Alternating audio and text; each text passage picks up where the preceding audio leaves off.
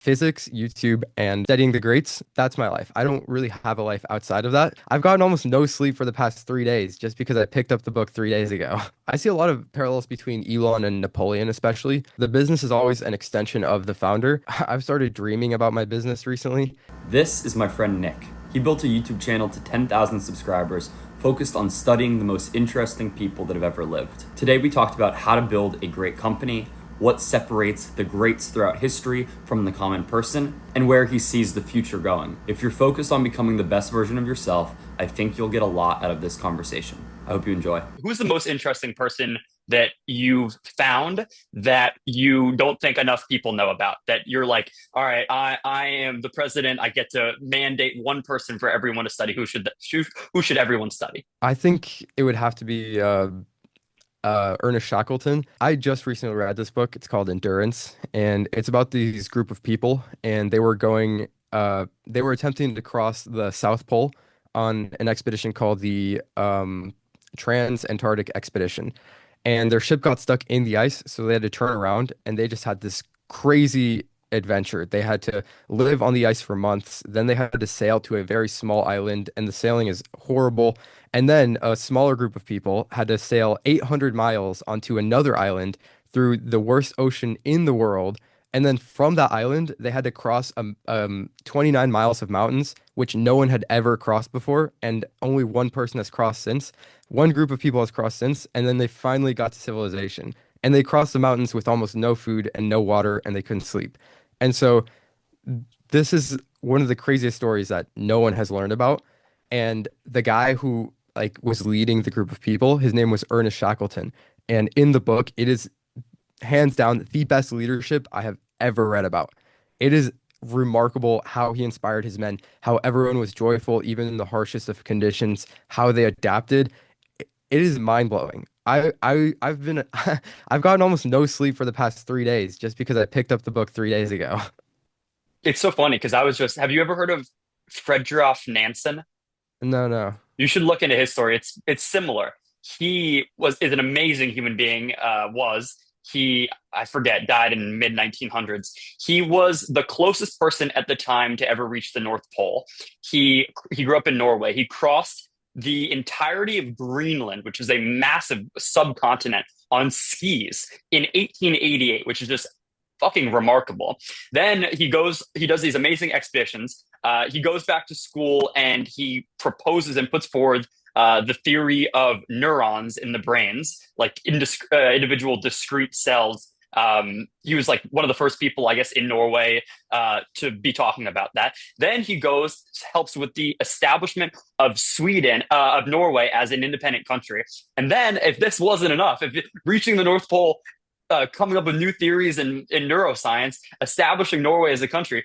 After World War II, he's like going to the fronts of Eastern European countries, Ukraine, like all these places, and gets a Nobel Peace Prize for his humanitarian work. He's just one of these people that live just the most exceptional life. And it's so outside, well, one, like modern education. Like no one has heard of Ernest Shackleton, you said his name was? Yeah, yeah. And Fridtjof Nansen, you don't hear about these people in everyday life. And it's so important to expose yourself to these type of people because it forces you to grapple with like, what am I doing? Genuinely, like, Yeah. what kind of life am I living? Where 100 years ago, people were just so, like living just the most incredible lives. It makes you reevaluate. It makes you think, what am I capable of? No, that's actually insane. I can't believe I've never heard of that. Um, they're like explorers down to their very core. And oh man, their stories are insane. I really want to read about your guy. What's his name? I don't know how to spell it because it's a Norwegian name. It's Frodgot, something like that. Fridtjof Nansen. If you look up Nansen, Okay, Fridtjof okay. Nansen, and I'll look up Shackleton. But exactly to your point, like another thing I've been thinking about recently is how I had this idea to do a series about like only the early lives of people, of great people, but only between like 0 and 20 or 0 and 30, because Mm, I think so much of what someone will become is determined in those years, like those formative years. You literally are getting formed by then. Like this guy Nansen, his favorite book was it was one of the longest titles for any book. It was funny. Basically about an adventurer gets stranded on some deserted island and has to survive. And I'm like, oh, so since this kid was 7, he's been learning and idealizing this person who's an adventurer, and it's so built into their DNA. That, yeah, that I think that series is a really good idea. Um, a lot of people really are built in those young days. I especially like those parts of biographies just because I feel like I can relate more. I'm 21 right now, so I'm especially 23, when by the way. okay, perfect. But like in that like age, the early 20s, um it's just nice when you can especially relate to them because of course you can relate to them in all parts of their lives, but um being able to like biographies are all about relating to someone and putting yourself in their shoes. So when all these things start clicking and you're a little bit lost and they're a little bit lost, and I think that's really that's really I don't know, I'd really like that series. I'd watch it. There's also an element of reading biographies. I mean, I'm sure you've read a lot more than I have, um, where it makes you feel less alone in your thoughts. Like there was a period of time where I think, lots of, I don't know if it's girls too, but I feel like a lot of young guys kind of go through this period where they're like either smarter than a lot of the people around them or just interested in different things. And it can be a little bit of an isolating feeling, especially like what the biggest video I ever did, which was one that like went viral-esque, was like do geniuses go insane or something like that. And it was like, with these thoughts, you just can't relate to people around you. You're so dedicated that you have no kind of other legs to stand on in your life. Like it's only this one thing. Um, Very interesting things to think about. I forget exactly what my question was for that, but No, that makes sense. I mean it's I feel like I've noticed that a little bit in my life where um especially when you become really obsessed with something, you start when people start talking about something else, you sort of lose focus on what they're talking about, and your mind always goes back to like what you're doing. I know for me, I like I've started dreaming about my business recently. I don't dream very often, but I was listening to a story the other day about this guy who he like I think it was Todd Graves, the founder of Raising Cane's. It was a podcast that I found this clip on where um founders, yeah, David Senra. he's the fucking best. I really want to meet him. Yeah, Really me bad. too. But yeah, they were talking about how he the guy, the founder of Raising Cane's, he gets ideas for his business in his dreams and then he'll just wake up and immediately start executing, and I feel like I've been going through that recently. What would you say if I was David Senra? If you were David Senra? Yeah, like if you were on a call with him. Oh, okay. I was like, you pull open, you're like, Oh yeah, I'm David listen, that would Senra. be pretty cool. No, If you you were, said you want to talk to him. What would you say to him? yeah, I don't even, I just think it'd be a fun conversation. Like, I don't think there's anything that I would, um, I think we would just talk about history and, obsess over that. We maybe, like recommend a few biographies to each other. Other than that, I don't know. I'm really focused on what I'm doing in physics and on YouTube, and I'm sure he's focused on his two podcasts now, which is insane.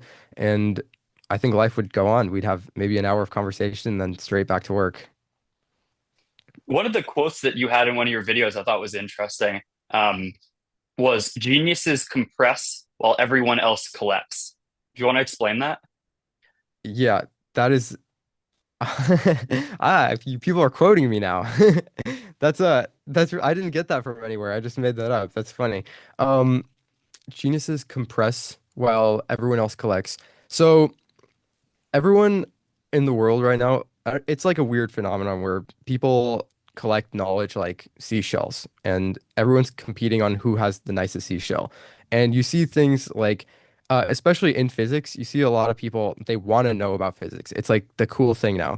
And there's also there's a business model I was looking at that I thought was really interesting where people are starting to do lectures at bars, and the bars will obviously give them part of the profits that they make that night for bringing in people. And I think it's really interesting because it shows how the outview on knowledge is becoming. And I mean, knowledge is becoming trendy and cool, and especially about topics like quantum mechanics and physics. These are topics that are very hard to understand. They take years.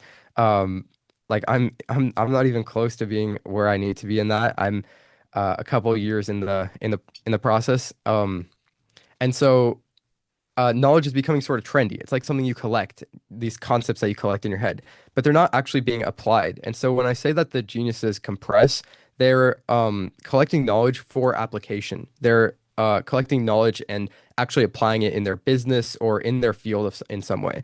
And so this is something that I call multidiscipline thinking, and Charlie Munger called it as well, where you take from different fields and you put it all into one field. And I think when you do that, you're not really collecting anymore just to collect, but you're really compressing and internalizing information for some sort of practical utility.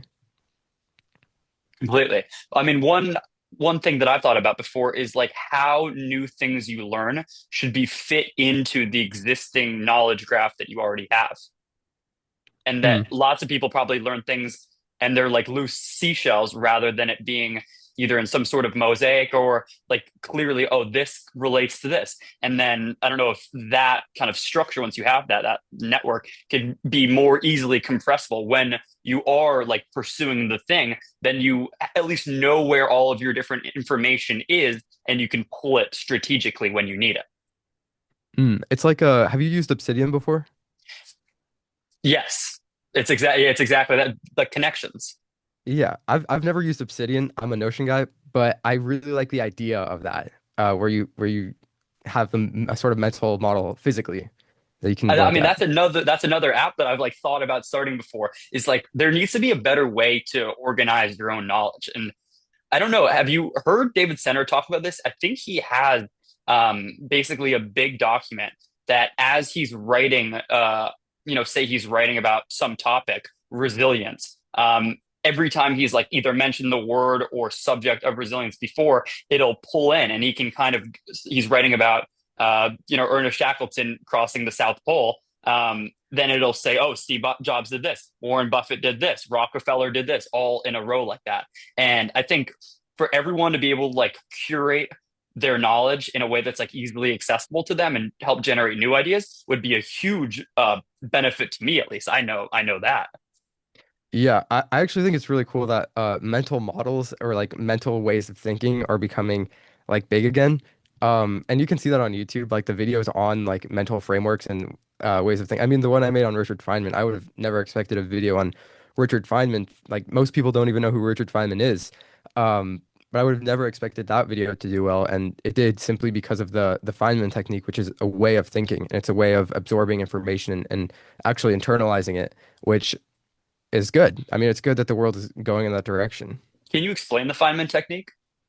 Yeah, so the Feynman technique is just a way of learning a subject, like fully and completely. So first you learn, it can be anything. So the example I use in the video is the gravity equation, right?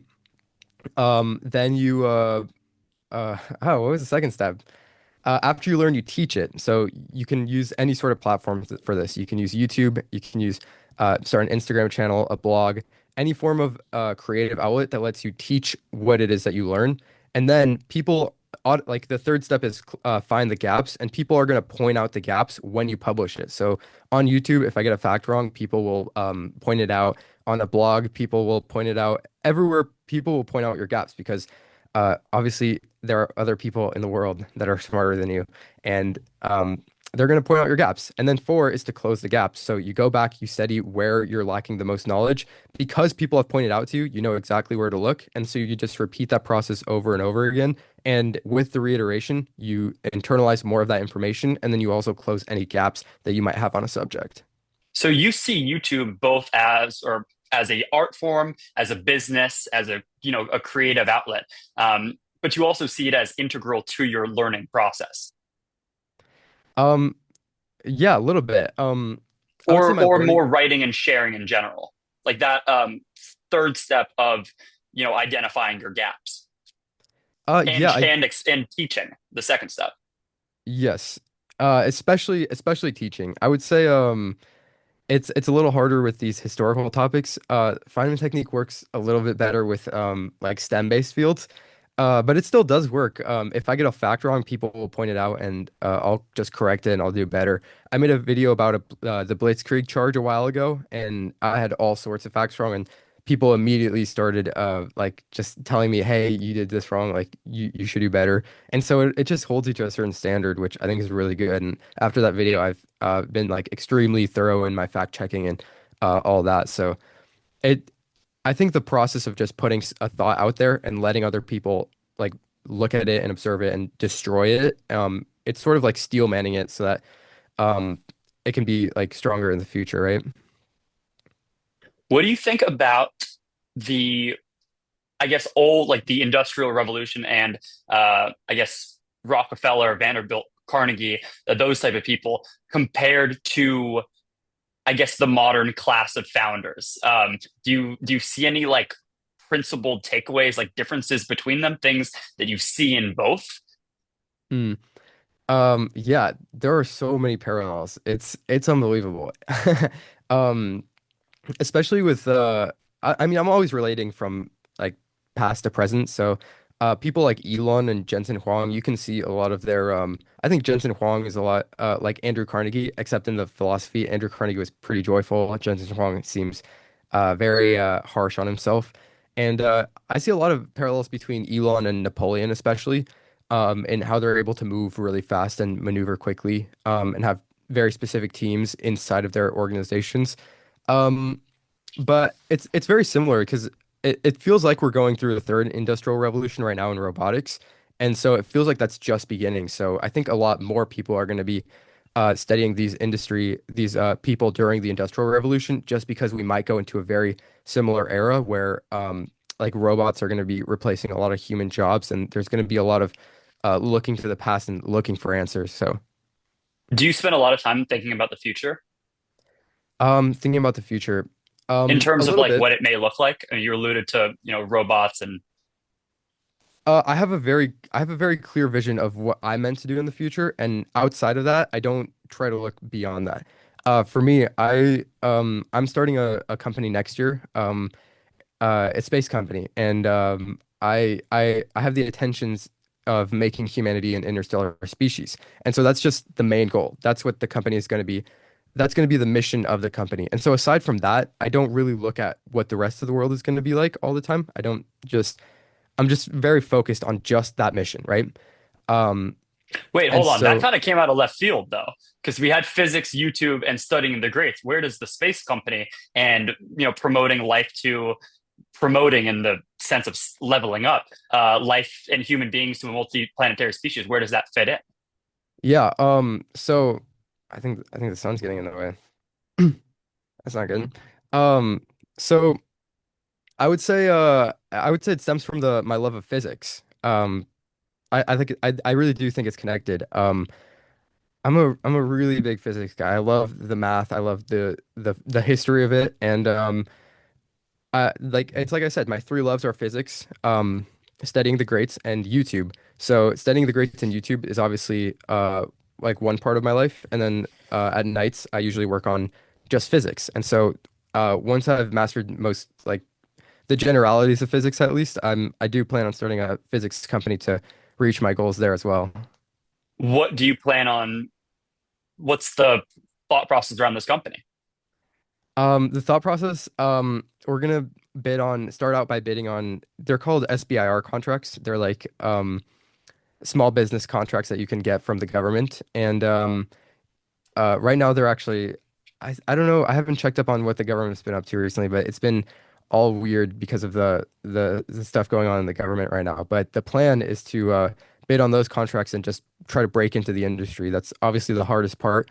Um, I always like applying concepts from nature to business. So like the concept of like being able to go having the strength to get off of oh wow, I escape velocity. Wow. That really having trouble with remembering stuff today.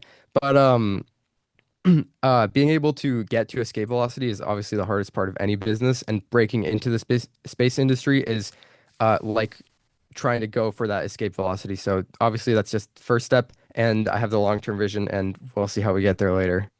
So bidding, what kind of contracts do they have? Like, is your what's your company's specialty going to be? Yeah, so the contracts pretty much NASA and the NSF, which is the National Science Foundation, every year they put out a document that says what their biggest needs are and how people like what their biggest problems are essentially. And so you can look into how to solve those problems and just wherever there's biggest demand, it's the easiest to get money. And so wherever we can help out, wherever we can aid in the advancement of that, that's what we're going to do just to begin. But obviously there's very big dreams and very big hopes for the future. So have you seen War Dogs? It's exactly like that for businesses. Yeah. But is I it? love that I'm still. movie. It's the best, but I'm still confused on like, is your company going to have physical products? Is it going to be software? Or you is it going to be like freelance, just solve the problems that the government's put out a bid for? Yeah, And how do you manage that? Isn't that like too wide? too wide. Like from what I'm doing right now. No, from the perspective of like, how do you build a team that solves, just you're just picking up projects that you're interested in, or or one aspect of, rocket thrusters. Like, I'm kind of just confused on really like, is the company just going to be like freelancing, like, or you're going to have like a main kind of thesis, or like Yeah, which types of problems you're going to choose to solve?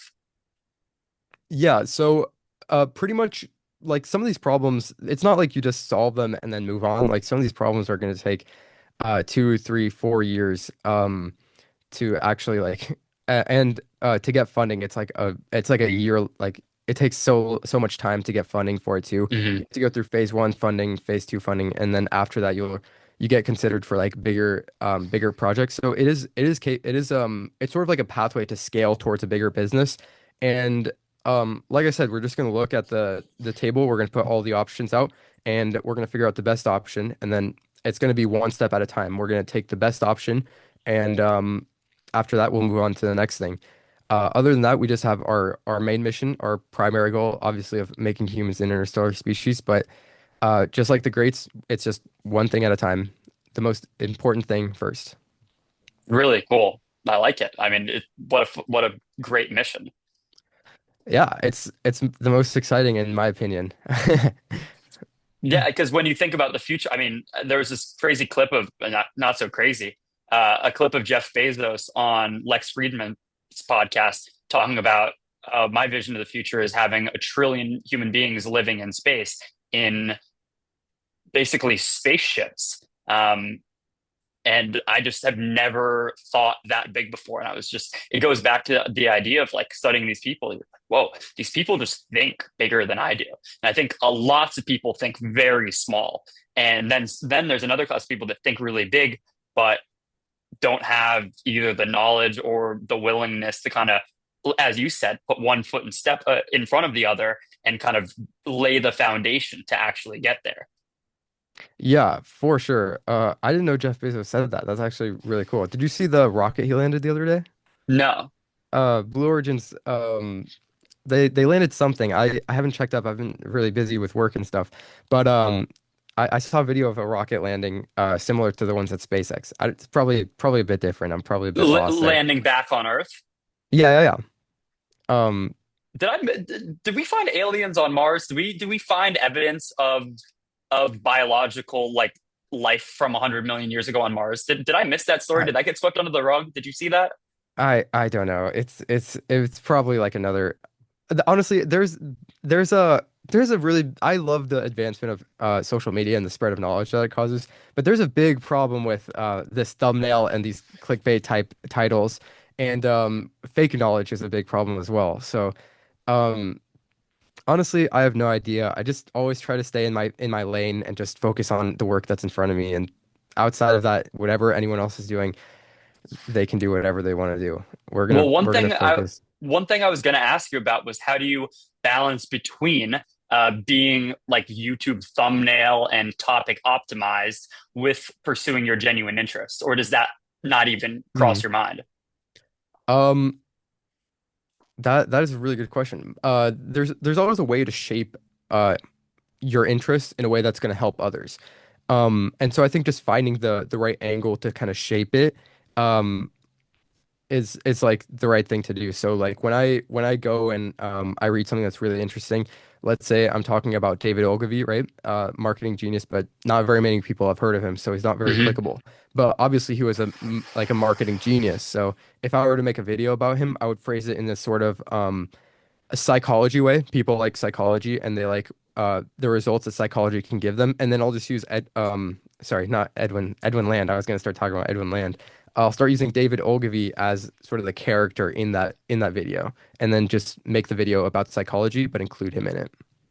Can you talk about David Ogilvy? Because oh wait, no, sorry, Edward Land. Fuck, now I see. Yeah, now I mixed it up because I've heard David Center mention that name, but I never went in and studied him. Who is Yeah, Edward Land? Edwin Land is like Steve Jobs' hero. So Steve Jobs loved Edwin Land because Edwin Land called his company the intersection of art and science. And that's actually something that Da Vinci also said. Steve Jobs was also obsessed with Da Vinci, right? He was obsessed with a lot of the artists during that era. But Edwin Land was the founder of Polaroid, and so he made the Polaroid camera. And the thing that's really cool about Edwin Land is that thing that he said that he wanted his business to be the intersection of art and science. And you see how Steve Jobs was like sort of a I don't want to say a shadow, but he grabbed onto that idea and he took it and applied it in his own company, just like Edwin Land, I'm sure did with Leonardo da Vinci. And so obviously the Polaroid camera, it's a new piece of engineering. It's a new piece of new you have to do all sorts of chemistry to actually get the picture inside of the camera. But at the time, like there was no instant photos, and then Edwin Land created a little machine where you could take a picture and suddenly you have the photo right away. And so that's big. It's It's magic. revolutionary. It's magic. The intersection of art and science. People miss it.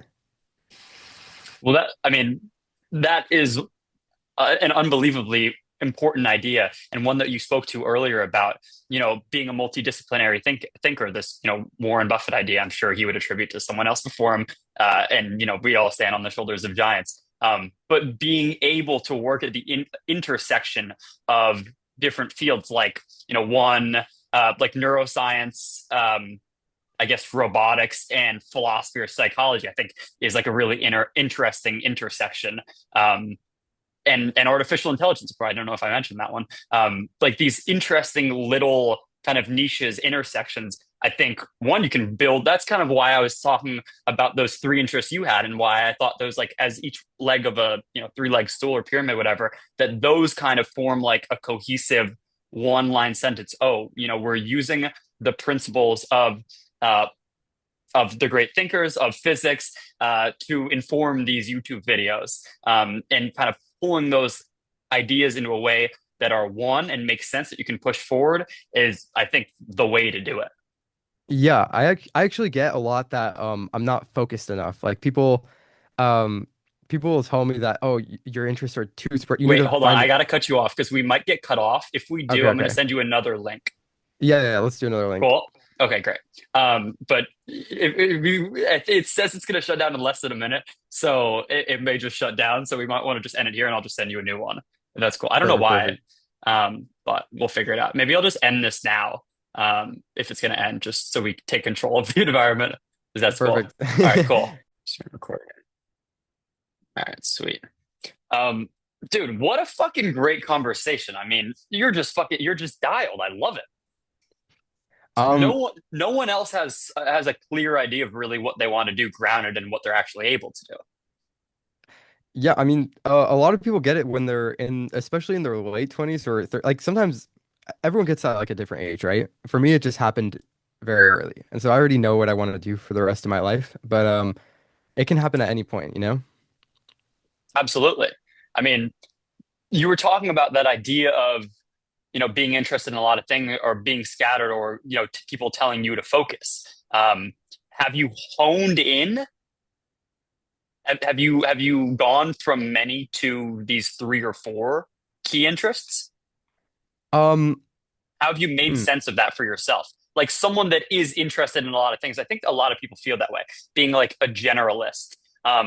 But like the idea of being a generalist is great, but you do need a job. You do need some like expertise.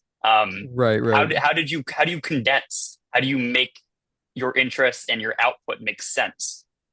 Yeah. So for me, these three things in my mind, they're all aligned towards one thing, which is making humanity an interstellar species. That's like the prime, like the main goal, right? But I think we have to study the grades of history to do that. And obviously we have to advance in physics to do that. So in my mind, all of these are aligned, and YouTube is sort of like a first step to do that. And it's kind of a I just happen to just fall in love with YouTube. I really do love it. I think it's a great platform. And I've learned to fall in love with the craft, just like I've learned to fall in love with the art of physics and the art of mathematics, right?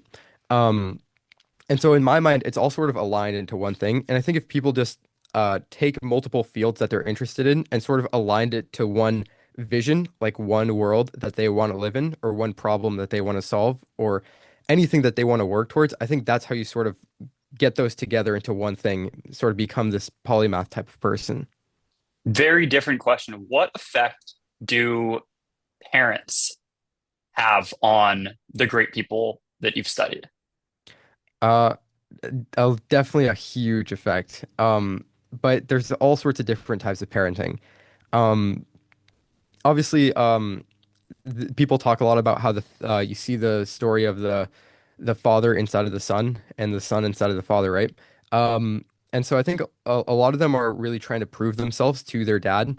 But there's also examples where it's not really like that. People like Andrew Carnegie had very loving parents, very hardworking parents, and parents who loved them very much. Same with the Wright brothers. They really loved their dad. And I think they lived with him for like a very long time.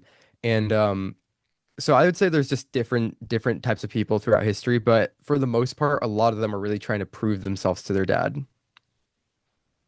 Completely. Can I ask like what your parents are like?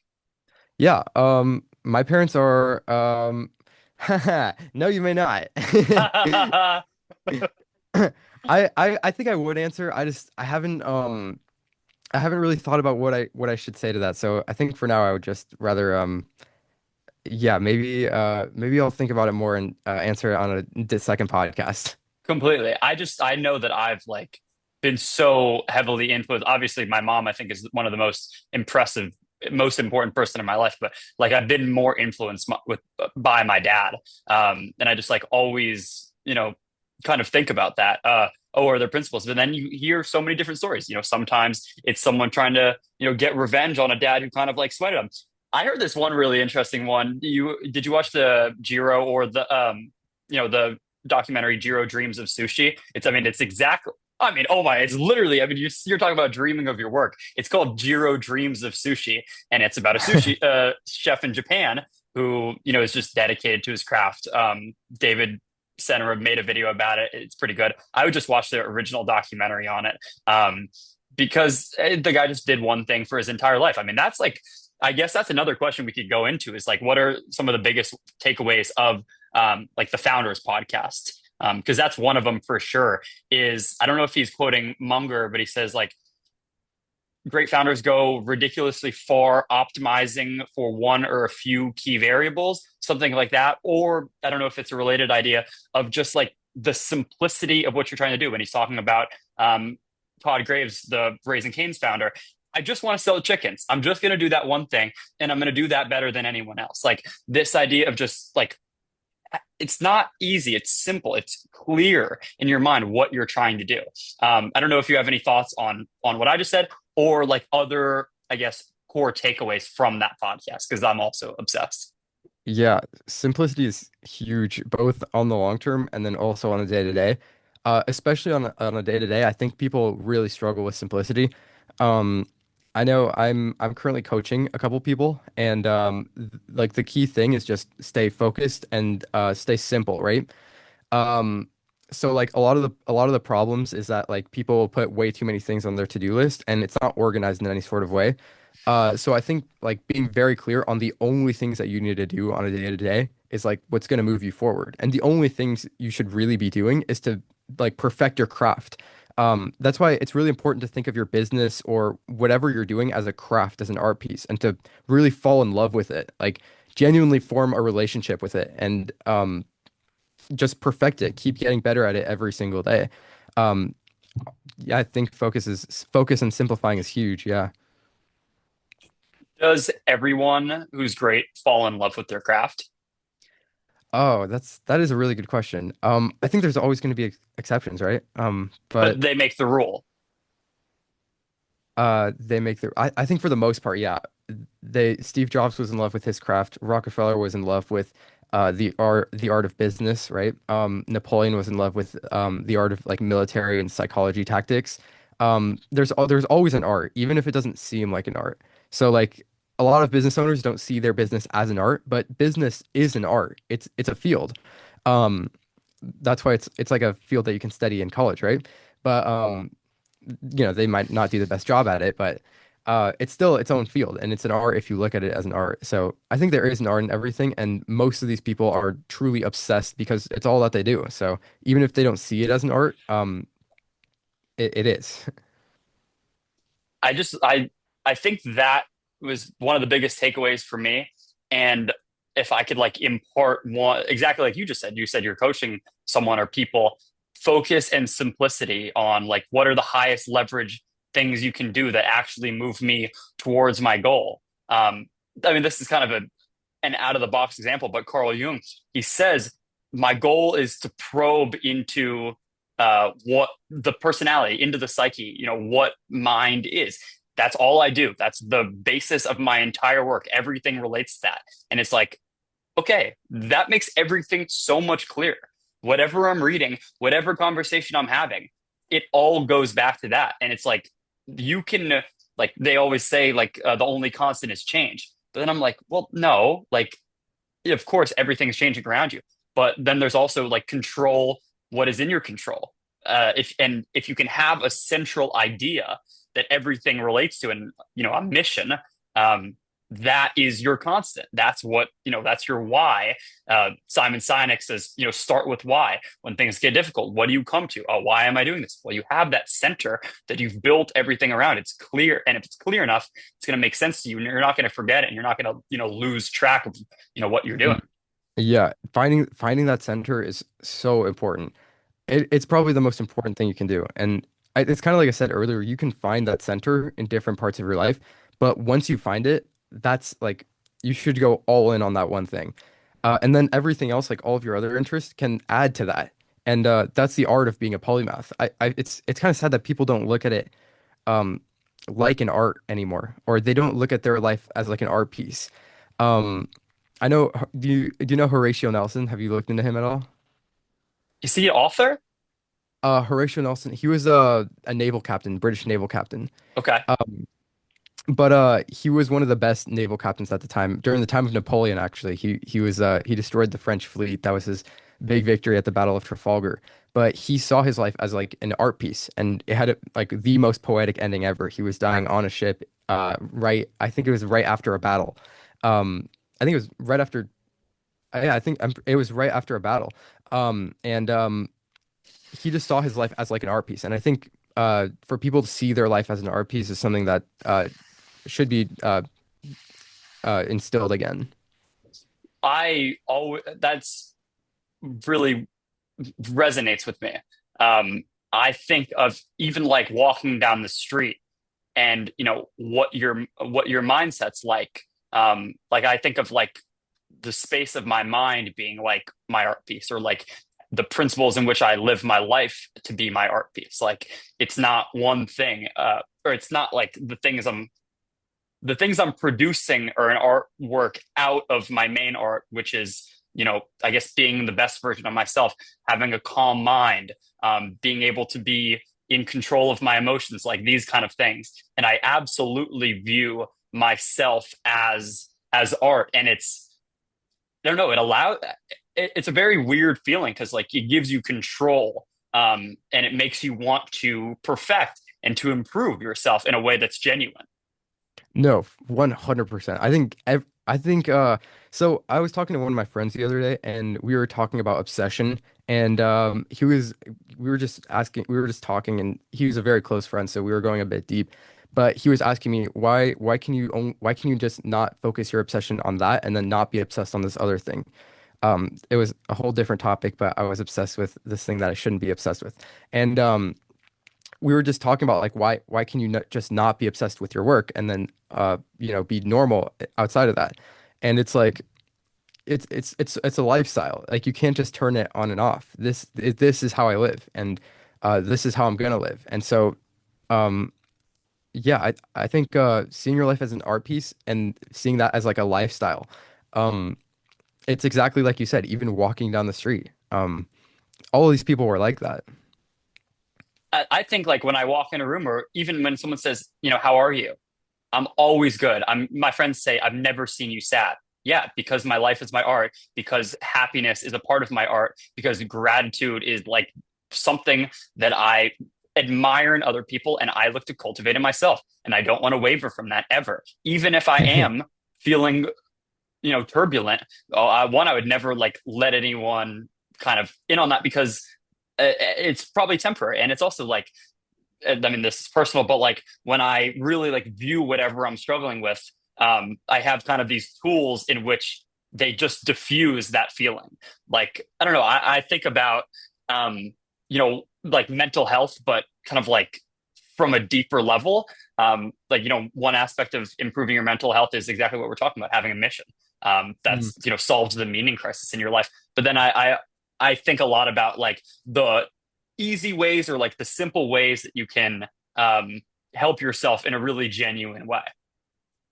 that sounds really healthy. I feel like I'm not that sounds really happy. You seem like a very happy guy. I'm not really I don't know. I would say I'm more of a tortured mind. Maybe more like Jensen Huang.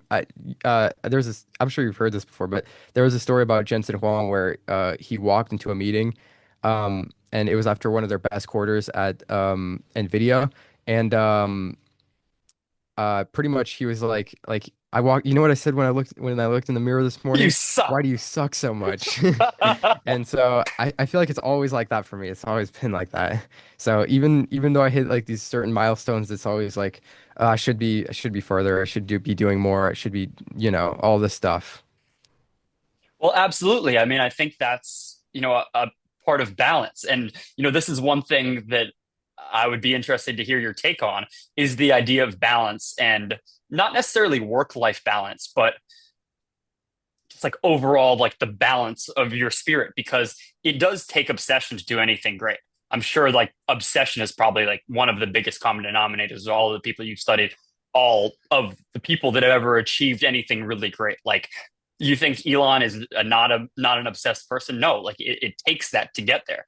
So I mean, there's multiple different areas I want to go. Like, how do you balance between like I mean, these people are selflessly working towards the mission, which is, in service of bettering the world, versus someone that is like, just wants to enjoy their life more for themselves. They'll work, but, Yeah, I they mean, want to kind of just chill. yeah. So I would say selfless. It is selfless, but at the same time, it's not. I would say there's always two things pushing you. So there's like a pull factor and then a fear factor. And I think people usually don't talk about the fear factor.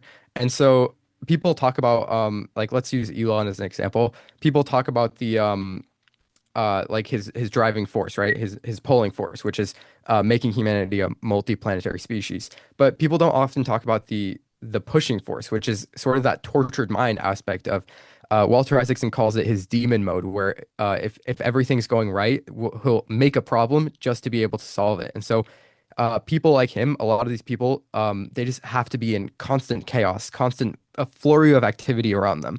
And so this idea of balance, I think, on an emotional landscape, I think it can work for some. Like I said, Andrew Carnegie was one of these people where he did have a very joyful base, and everything was founded upon that. And obviously, he gave away a lot of his wealth, right? So he was a very charitable guy. People like Elon, this fear factor is a bit stronger, and so it's that fear of sort of like a tranquil life or not being pushed enough, and so he's constantly pushing himself, constantly in this demon mode, going for the next goal. And so I think it's just a little bit of a different personality for different people. I heard a quote that was, if we ever achieved a utopia or, ever got into heaven or something along those lines, human beings would just start wrecking everything. They're like, we don't, you need I've heard the something to quote. be improving. You need you don't want things to be perfect because then it's like, all right, well, what now? That's like, once you get rich and then you retire, and people, there's so many stories about people that retire and then they're like, well, shit, I thought this was going to be great, but now I'm just like bored. Like, Yeah. People forget the art of that's an art too. It's the art of suffering and struggle. Like people forget the beauty in struggle. And if there was no struggle, everything would just be boring. Um it's insane. I mean Rockefeller pretended he didn't have that much money for his kids so that his kids would grow up with a little bit of struggle. mhm. Like struggle is a gift, and if you see it as a gift, then you can go a lot farther in life than if you don't. I also really like what you said about like the push and the pull. Like I made a video a while ago called the anti-mentor. It's like just clearly visualize who you don't want to become. And Mm. then just Great kind thing of to do. do the opposite of that. But then here's the problem is because like say like conformity is like something that you kind of fear. But then like I don't know, I work at a bank, and there are like such strong pulls to live a very normal conformist life where you can be happy, where you can make those around you happy. Um, and trying to remain true to your ambitions to be like a unique live the life of an adventurer, of like a truly interesting person that other people would admire more than just like, oh, he's just a normal person that's figured life out, is really difficult because you have these constant pulls from society of like basically conformity. I don't know, it's not like some engineered top down thing, I don't think. But they're just natural things that you kind of just get lulled into complacency. And that's one fear of mine. And I think lots of people just allow themselves to be lulled because, you know, it's good enough. Yeah. Yeah, that's really big. I think it's just I think it's always gonna it's probably always gonna be like that where you always have because obviously like it's by definition to be exceptional, you have to be the exception, right? But to be the exception, there has to be like a norm, and most people are obviously gonna fit into the norm. Um, like b by the definition. So, um, yeah, resisting that pull is I don't know. I've never found it hard, but so I can't speak too much on it, but I know in history, all of these people were able to just sort of flow into that, like into their personality and that like really dive into that. And that is what made them great. Like at the end of the day, their uniqueness is why they're great. Like that's what a great someone great is. It's someone who is unique and who marked their name down in the history books, right? Um, you can Well, also be great in a bad way, right? But you're still an exception. well, absolutely. Do you study people that are bad? Um, I've studied a bit of Adolf Hitler and then Mao, and it was very interesting studying Hitler after Hitler. Actually, he was a very big reader. There are these stories of him where he would like read a whole book in one night, and he would stay up until 4 in the morning and then get up at 10. And he would do that because he was constantly reading. So I think even on the dark side of it, it's still a lot of the same principles, the same organization, the same sort of autocratic rule, move quickly, have a clear vision, and the same sort of psychological tactics, only towards the negative. And a clear belief that what you're doing is possible. Yeah, for sure. I mean, I mean, the Blitzkrieg was it was one of the greatest military moves ever. Like it was such a big success. It wasn't expected to be the success, but they just had this. They were just pushed into a corner, and they just had this belief that they were just gonna run through everyone, and that um, like this new regime was gonna change their lives, right? And rallying people around a cause, giving people something to believe in, whether you're Adolf Hitler in 1930s Germany, and you're just coming out of a period where the normal German people were eating paper like the lowest point ever, and you're able to rally and give something for people to believe in, or whether you're a founder today and you're putting your mission forward and you're saying, hey, my ambition in life is to make human beings a multiplanetary species. We're rallying around this cause, join or don't. Exactly. That's actually what Steve Jobs told John Scully to get him to join his company because John Scully was the CEO of Pepsi, and him and Steve Jobs had dinner, and he said that Steve Jobs told him, "Do you want to keep selling sugar water for the rest of your life, or you can come with me and change the world?" And that's more powerful than money. Having a grand vision, and like convincing someone else that you can actually get there, that you can actually work towards that goal. Because it's one thing to just say something and no one believes it, then you can't convince anyone. But it's one thing to truly believe it and be constantly working at it and creating this reality distortion field around yourself so that they actually believe it. And that's what happened with John Sculley. He had a great job, great position, and he left to join Apple because he believed in the vision. He wanted to change the world. And Have you that's something super big. have you studied like cult or religious leaders at all? Oh, cool. I got really obsessed with the Bible. I know it's not a cult, but it is a religion. But I got really obsessed with the Bible about a year after high school.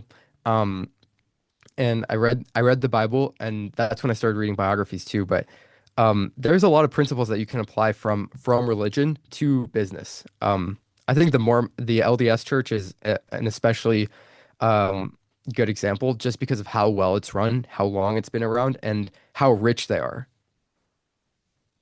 Completely.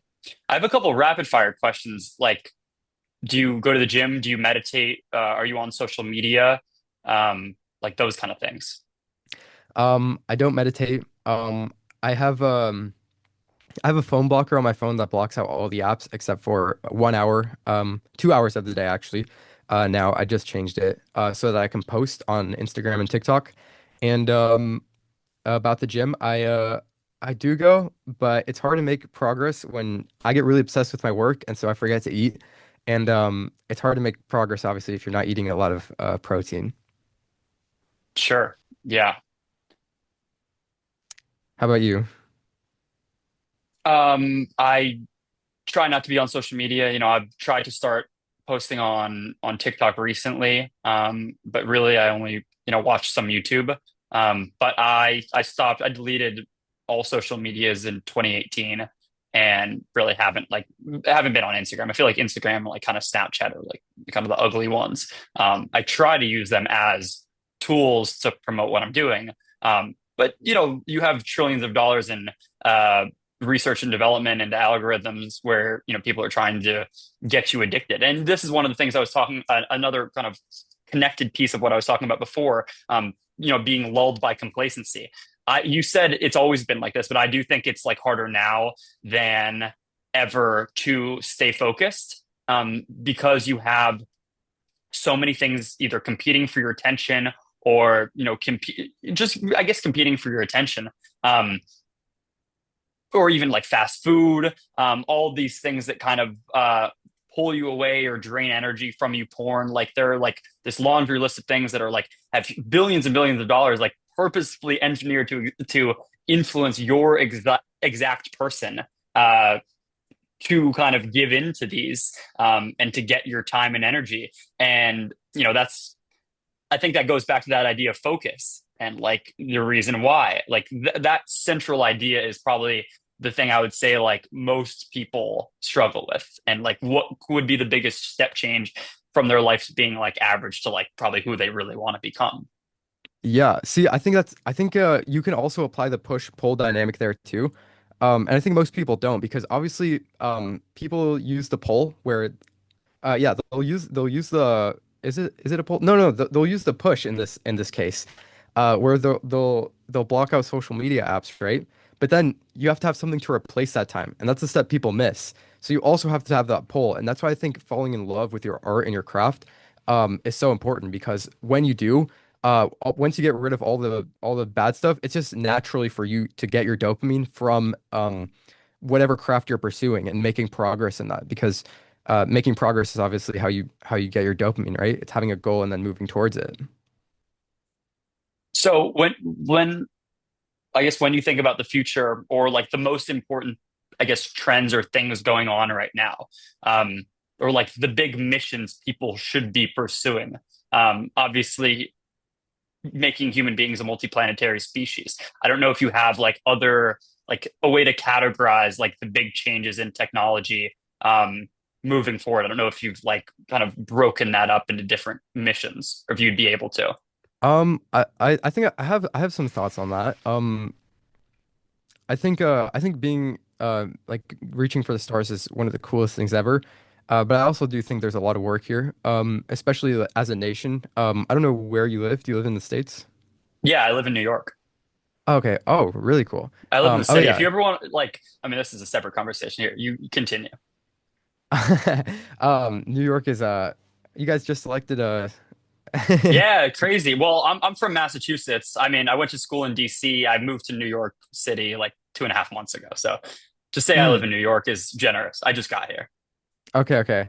Um, what was I getting at? We were talking about how to categorize the moment and how to categorize the ways in which technology is changing the world, and maybe Right, even, right. like the big buckets of things that people should be, not should be, could pursue to have like a, I guess, a huge impact. Right. Okay. So there we're living at a very interesting time. Um, especially in the United States because we currently hold the reserve currency of the world, right? And so we're living in sort of a Western United States led order. And Ray Dalio's talked a lot about the decline of that order and how these life cycles spread throughout time and s- or these life cycles repeat throughout time. And we're just living at a very interesting time where you see a little bit of those signs of the decline happening, right? And so we have to think about ways to like surpass that because there are ways to surpass that. The Roman Republic was around for like hundreds of years. The Roman Empire, same thing, around for hundreds of years. Um, and so I think that's a really big goal. I think one of the ways to do that is in robotics, just because of the amount of manual labor that we still do. And then after you um, sort of outsource manual labor to something that's way more efficient, you can then focus on exciting things like art and reaching for the stars, right? And so I think robotics is going to be the foundation for most of the future, especially in the next decade or so. I mean, one of the most recent videos I made was on US China. And one of the comments was like, for you to think that China is even getting close to us militarily is completely ridiculous. And then you see a video of Palmer Luckey, if you know who that is. He started Oracle, not Oracle, sorry, Oculus. He started Oculus, the VR goggles that Meta bought.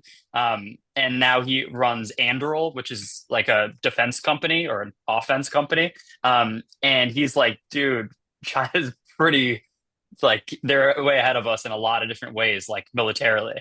Um, and that's like, I don't know, one thing I've thought about it before in a book I read is like the 100 year, uh, I guess more so just the idea that China is able to plan really far into the future.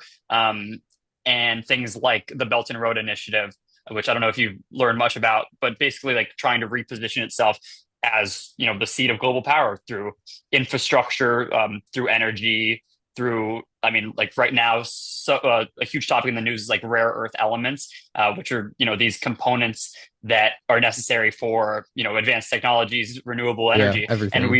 we realized that China controls like 95% of the world's supply chain of them. And I was doing a project on this 2 summers ago, and I realized, I was like, oh shit, like that's a pretty big deal. And like now it's in the news. I'm like, oh, yeah, we haven't solved that yet. But yeah, there's a lot of things going on Earth that are really important too. And yeah, there's a lot of things worthy of attention. I also think robotics is going to be huge. I mean, think about like the uh, advancements self-driving has made recently, and all the humanoid robots like Figure and Boston Dynamics, and the Tesla Optimus. Like they're pretty unbelievable. Like there's no shortage of interesting things to be working on and thinking about.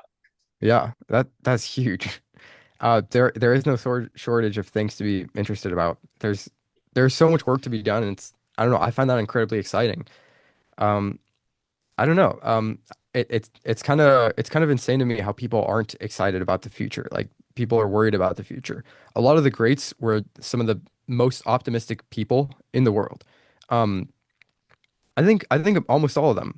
Maybe the conquerors, just because like their goal was to conquer, but especially the entrepreneurs, they were really optimistic about a brighter future. And so because they were able to create these new things. They were able to create that future. And at least in my personal opinion, it's kind of paradoxical where the outlook that you choose is sort of the outlook that you create, sort of through a reality distortion field effect. And so the more optimistic that you can be about the future, I mean, I'm incredibly excited about what's coming. Absolutely. I think that's a tenet that a lot of entrepreneurs share. Because why build something if the future's not going to exist? Or if you don't want to contribute positively, why do you do anything? Why don't you just let nihilism creep in? The whole world's Exactly. meaningless kind of thing. You study a lot of philosophy, right? Yeah. Have you read any Dostoevsky? He's my favorite author. The Brothers Karamazov is my favorite book ever. I've read it 15 times. 15 times. No Well, I listened way. to it on Audible, so it's the only book that I'm like is worth reading. I mean, there's like a few other ones, like The Fountainhead by Ayn Rand is really great. I like fiction. Okay, so There, you're an obsessive as well then. yeah. Okay. I I mean, see like why. all I do is, I mean, I go to work and then my excess time I work on YouTube and I work on, writing and, thinking and reading, things like that. It's just like one reason why like I find you interesting is that you do have a really clear like flow of output. Like right now I'm in banking. I'm doing corporate banking. I work on the industrials team. And that's like a very different kind of from my interests in philosophy, self-improvement, podcast, YouTube kind of space. So I've been really thinking and like, purposefully trying to, I guess, hone my interest and hone my output really into something that's cohesive. But yeah, why do you Hmm. ask about Dostoevsky? He's the best. Oh no, what I have so many things to comment on what you just said. We Also, only have like we should try yeah, to. I we mean, we have should do this like I like talking to you. So if I would love to do this, every month or however as often as we can. Just stay yeah, connected because we gotta run this again. I feel I wanted to apologize to you because I was not as prepared as I should have been for this podcast. I kept forgetting stuff. It's all sorts of stuff. I thought we But did we great. should I thought we talked about like, I mean, it's really about like the content of what we're talking about and just giving people a look. Because I mean, I do think like we think we're in at least I don't know if we're in a different level, but we're definitely in like I guess a top quartile of people our age in terms of like how they think and the ideals that kind of drive them and who you've studied. And it's important to realize that like we're not exceptional for other any other reason besides that we've done the work and allowed our interests to guide us and really like been dedicated and interested in these things and that like the person feeling like very average like you can in a few months if you like I mean not to go full motivation but you can kind of transform your life if you just like take yourself seriously and figure out what you really want and go for it. yeah. Yeah, yeah, I really do agree with that. At least for the most part. I know 4 months ago is when I posted my when I started going all in on YouTube. And before that I was running a marketing company and uh you know in the last 4 months it's just been a rise. Yeah, And obviously congrats on now 10K. thank you. That's fucking It's sick. weird. Thank you. Yeah, it's I don't know. I feel like I'm a bit of a tortured mind. Like you can always do better. You can always be farther along the line and it's like a curse and a blessing. Um but we should definitely do this again and I'll be more prepared next time.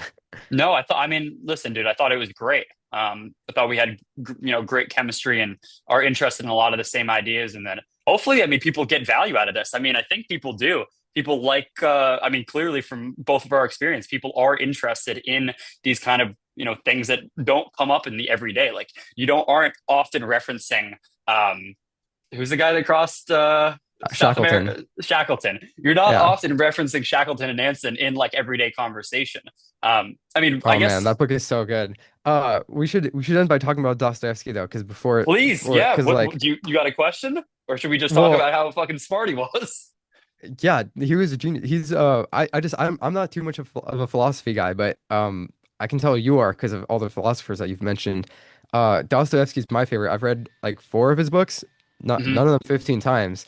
Um, I don't know. I'm just like curious what your thoughts of him are. Why is he your favorite? Well, the book, the brothers Karamazov or Karamazov, however you want to pronounce it, I just think contains like it's like my Bible. It like contains like everything I think you need to know about like how to live your life. And he kind of like represents through his characters like different ways that you could live your life. Like Ivan, the middle brother, is like the strict intellectual, who like religion doesn't really fit into his picture. Then there's the oldest brother who's like the hedonist, and it's all about money, it's fighting, it's girls. Like that's another way you can live your life. Oh, just died. So, can you still hear me? Yep. And then there's the younger brother, Alyosha, the youngest brother, Alyosha, who's the monk and who's the spiritualist and who's kind of can see the errors in people's ways. And I don't know, it's interesting to see how authors are able to put perspectives and put kind of like worldviews into a character and have that play out and think like it's basically like a battlefield of worldviews. Which one makes sense? Like that's like, I think one thing that people struggle with is like, what is my philosophy? After Nietzsche said God is dead, we kind of lost this like really coherent version of the world that was God, that was religion. Now it's kind of like there's a lot of work to do for yourself to be able to make any sort of sense in reality. You seem to have done it like through mission, through purpose, but I think a lot of people struggle with that. And for me, it's helpful seeing like how really smart people have put different worldviews into characters, allow No, them to no, battle it that's out huge right there. Yeah. and see who succeeds, who lives a happy life, who's able to be effective. Yeah, and for sure, Dostoevsky had a huge impact on me and like finding myself, right? I always think of Alyosha whenever it's hard not to let your sort of your dark psychology drive you because obviously I've said probably a couple of times in this podcast that I have a bit of a tortured mind, and if you let that completely drive you, you will hurt the world in a way that's um very dark, right? And so whenever I'm like, I really drive into those dark tendencies when we're in like a really dark sprint, just because I set some crazy goal and we have to reach that sprint. I just try to think of Alyosha, like what would Alyosha do? He's this like I really love Brothers Karamazov because of that, because they show the difference between Alyosha and um, Ivan, and um, and then you also have Dmitri, but He's uh, he's just he's doing his own thing. yeah, but I just love thinking of Alyosha because I think he's such a great character, and the differences between him and Yvonne, it's like the different parts of your mind, which I always like to try and remember. Completely. And I think we're going to get cut off again. So I don't know if we want to. I mean, I can send you another link and we can continue on, but we could also just like schedule for a few weeks in the future, or however long, and just stay in touch over email, whatever you want Yeah, to do. man. I don't know how much time you have. Let's schedule a couple weeks or like let's schedule in December at some point, Yep. and I'll be more prepared. I will. No, it's great. I mean, I thought we had a banging conversation. Let's stay in touch over email. I I got did some shit enjoy I the want to send you. conversation. You're a really nice guy, and I don't know, it's a good conversation. Yeah, I enjoyed it. Let's just stay in touch over email. Sounds good, man. All right, great. Hey, nice meeting you. Yeah, it was nice meeting you.